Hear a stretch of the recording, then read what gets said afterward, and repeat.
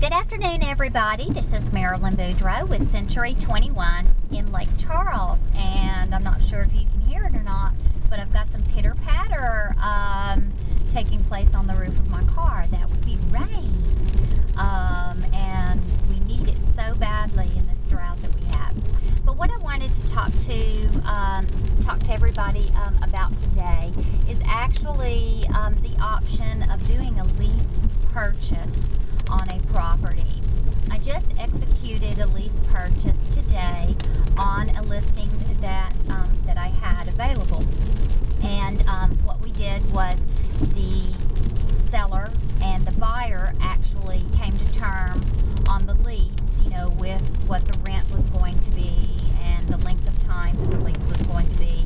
They worked out, all of that, between them, because as realtors, we don't actually oversee or execute leases.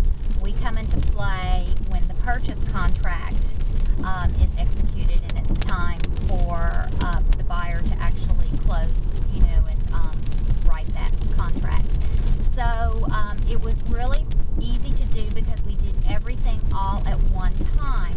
After I knew that the renter and the seller had come to terms and were in agreement on all of the lease specifics, we met together to write the purchase contract. So actually what this person is doing as a renter and then later a buyer is they're going to, they executed the lease, which is going to be a 12-month lease. They're doing a long-term lease, and they will pay rent to the owner of the property during that time. They worked out all of that. Then at the end of 12 months, which will be a year from now, I went ahead and drew up the contract, which will be the purchase after that they move towards purchasing that contract. So we went ahead and we had the buyer do all of their inspections ahead of time. Since they're going to be moving into this property and they're going to be occupying it for 12 months, that was something that was negotiated ahead of time with the seller.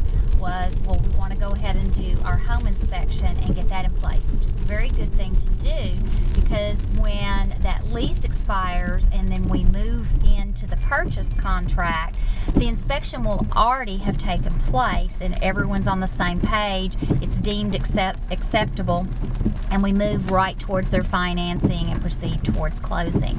So we executed it all at once. I collected the deposit check for the property, which is held in escrow, and we put the contract in the file. And then the way that is handled with the listing is it goes in under contract, just as if any other listing would be noted in the MLS as under contract.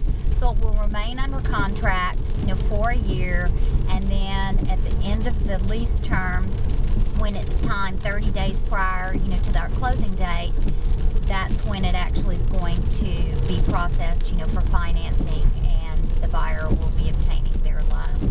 So that's a little bit about lease purchases.